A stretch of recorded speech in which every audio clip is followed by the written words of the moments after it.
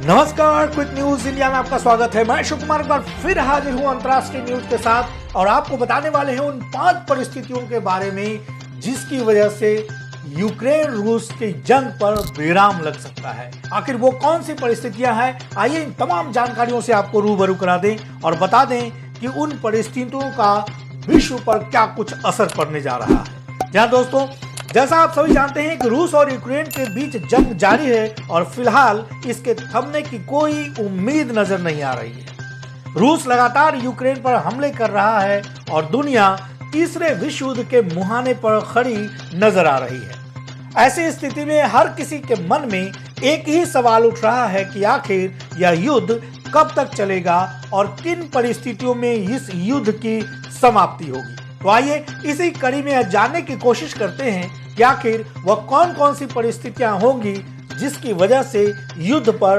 विराम लग सकता है। बीबीसी की एक रिपोर्ट की माने तो ऐसी 5 स्थितियों का उसमें जिक्र किया गया है जिसकी वजह से यह युद्ध खत्म हो सकता है।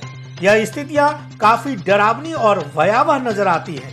यहाँ आपको यह स्पष्ट कर दूं कि ये तमाम स्थितियां महज एक कयास है या काल्पनिक है, लेकिन भविष्य को समझने में इससे मदद मिलने की संभावना व्यक्त की जा सकती है। अगर बात करें पहली परिस्थिति की, तो रूस एक छोटा और निर्णायक युद्ध लड़ सकता है और वो यूक्रेन के खिलाफ हमले और तेज कर कीव पर फतह कर इस जंग को जल्द समाप्त करने की खुद से घोषणा कर सकता है। यूक्रेन पर कब्जा करने के बाद वहां मॉस्को समर्थक कठपुतली सरकार बैठाई जा सकती है। यदि राष्ट्रपति वोलोदिमीर जेलेंस्की की हत्या हो जाती है या वे देश छोड़कर भाग जाते हैं तो उस दशा में भी रूस द्वारा जंग समाप्त की जा सकती है। अगर दूसरे सिनेरियो की बात की जाए तो यह भी आशंका जाहिर की जा रही है कि यह युद्ध काफी लंबा खींच सकता है और रूसी सैनिकों को काफी नुकसान भी उठाना पड़ सकता है। साथ ही उन्हें कीव जैसे शहरों पर कब्जा करने के लिए काफी लंबा इंतजार करना पड़े, जिसकी वजह से यह युद्ध लंबा हो जाए। वही बात करें अगर तीसरी संभावना की, तो यह स्थिति भी बन सकती है कि यूक्रेन के बाद रूस के राष्ट्रपति पुतिन दूसरे पड़ोसी देशों पर भी कब्जा करने की कोशिश कर सकते हैं। उनका अगला निशाना मालदोवा और जॉर्जिया हो सकते हैं। हालांकि ये दोनों देश नाटो का हिस्सा नहीं है। हालांकि इसकी आशंका कम ही है, लेकिन अगर पुतिन यूक्रेन में मात खाते हैं तो फेस सेविंग के लिए वो ये कदम उठा भी सकते हैं। अगर बात करें चौथी परिस्थिति की, तो इसका राजनयिक समाधान निकलने की भी संभावना अभी भी बाकी है।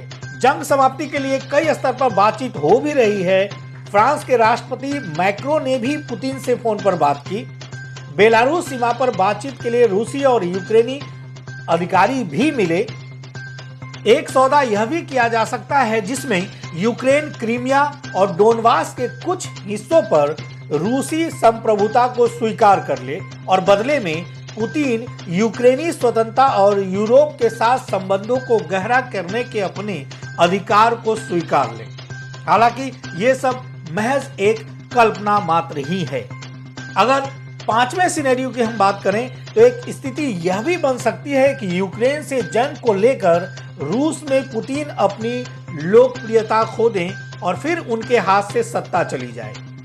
एक्सपर्ट्स के अनुसार अगर यूक्रेन युद्ध में हजारों रूसी सैनिक मारे गए, रूस पर बेहद कड़े आर्थिक प्रतिबंध लगाए गए तो पुतिन की लोकप्रियता काफी कम हो सकती है।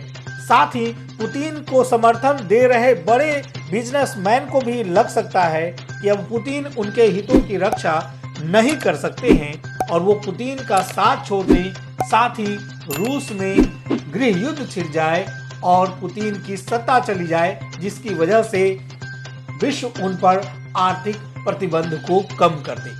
ये तमाम परिस्थितियां अभी काल्पनिक है, महज कयास लगाए जा रहे हैं। आने वाले दिनों में पता चलेगा कि आखिर वास्तविकता क्या है और इस युद्ध का क्या परिणाम होता है। फिलहाल अंतर्राष्ट्रीय खबर के अंदर इतना ही। एक बार नई खबर के साथ फिर मैं हाजिर होऊंगा।